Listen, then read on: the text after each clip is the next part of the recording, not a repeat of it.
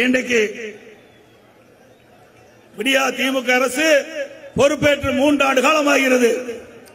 திரு ஸ்டாலின் போற பக்கமெல்லாம் பேசுறார்.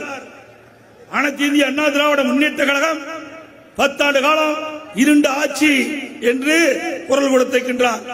திரு ஸ்டாலின் அவர்களே, நான் தெளிவாக சொல்லிவிட்டேன்.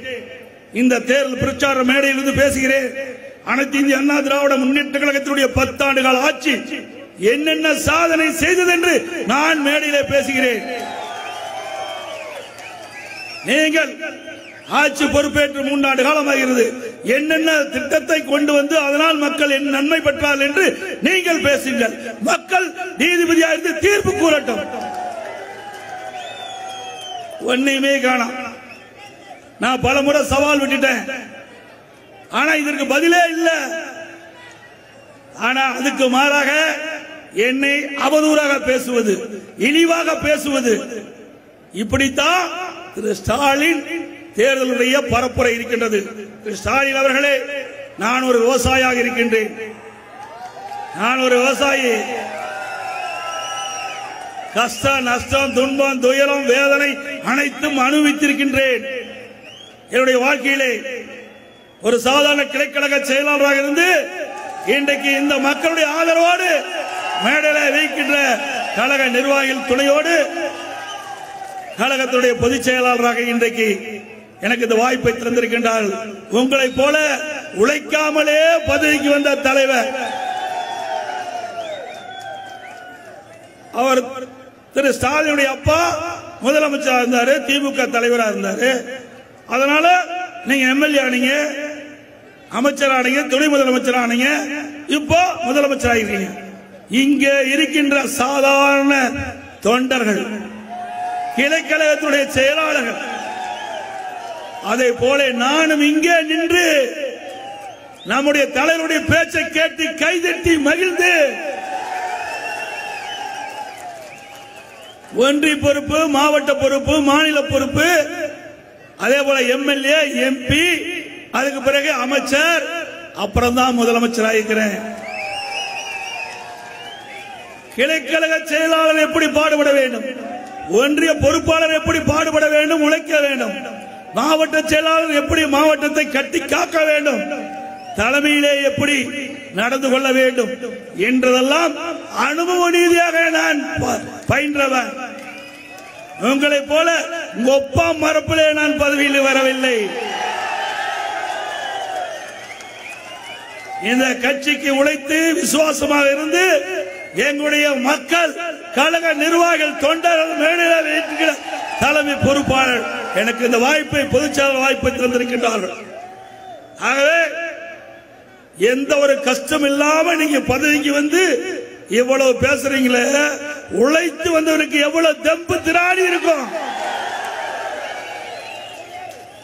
ஆக நான் எப்படி விமர்சனம் பண்ணாலும் இந்த விமர்சனத்தை தாங்கிக் கொண்ட சக்தியை புரட்சி தலைவர் எம்ஜிஆர் அவர்களும் அம்மாவும் எங்களுக்கு விட்டு சென்றிருக்கின்றார்கள். அதோட பேசுகின்ற போது சொல்லுகிறார், எடப்பாடி பழனிசாமி என்ன செய்தார் என்று. பொள்ளாச்சியில் வந்து பாரு, என்னென்ன செஞ்சேன்னு தெரியும். நான் என்னென்ன செய்தேன் என்று பட்டியலிட்டு சொல்றேன். அதே போல நீங்கள் தேர்தல் பிரச்சார கூட்டத்திற்கு போகின்ற பொழுது உங்களுடைய ஆட்சியில என்னென்ன செய்தீர்கள் என்று பட்டியலிட்டு சொல்லுங்கள். எதுவுமே செய்யலையே, சொல்றதுக்கு ஒண்ணுமே இல்லையே. அதனாலதான் என்னை பத்தியா பேசிட்டு போயிடுறாரு. நீங்க அந்த கூட்டத்தில் பாருங்க, இங்க வந்துட்டு போயிட்டாரா இல்லையா? வரல. ஏன்னா அந்த கூட்டத்துக்கு நீங்க வரமாட்டீங்க. நாமெல்லாம் ரோசமுள்ளவர்கள். அதுக்குள்ள ஒரு கூட்டம் இருக்குது, அவங்க வருவாங்க. அவர்கிட்ட கேட்டு தெரிஞ்சுக்கங்க. அவர் வருவாரு, நம்மளை பத்தி திட்டுவாரு, என்னை பத்தி அவதூறா பேசுவாரு, அதோட கூட்டம் முடிஞ்சு போயிரு. இதுக்காக தேர்தல் பிரச்சார கூட்டம்.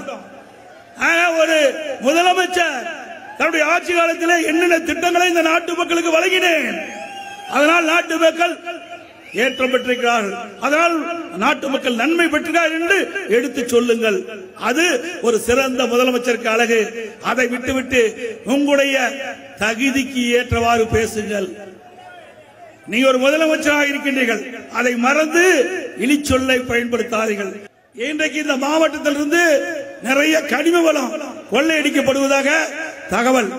அதையும் அதிமுக அரசு அமைந்த பிறகு தடுத்து நிறுத்தப்படும்.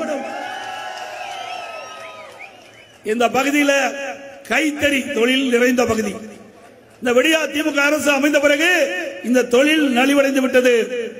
அனைத்து இந்திய அண்ணா திராவிட முன்னேற்ற கழகம் இருக்கின்ற பொழுது இந்த கைத்தறி நெசவால் பாதிக்கக்கூடாது என்பதற்காக மானியம் வழங்கப்பட்ட அரசாங்கம் அதிமுக அரசாங்கம். ஸ்டாலின் அவர்களே, நூல் விலை பஞ்சு விலை ஏற்றத்தினால் நூல் விலை அதிகரித்தது. இதனால் கடுமையாக பாதிக்கப்பட்டாங்க. இன்னொரு புறம் இதற்கு மின் கட்டணம் உயர்வு, இதனால் நெசவு தொழில் பாதிக்கப்பட்டது. அதிமுக ஆட்சி இருக்கின்ற பொழுது விலை ஏறுகின்ற பொழுது அந்த நூல் கண்டுகளுக்கு மானிய விலையில கொடுத்தோம். அதையும் இந்த அரசு வழங்கப்படவில்லை. அதோட ஏழை நெசவாளருக்கு பசுமை வீடுகள் கட்டி கொடுத்த அரசாங்கம் அதிமுக அரசாங்கம். செய்திகளை உடனுக்குடனும் துல்லியமாகவும் தெரிந்து கொள்ள சப்ஸ்கிரைப் பண்ணுங்க.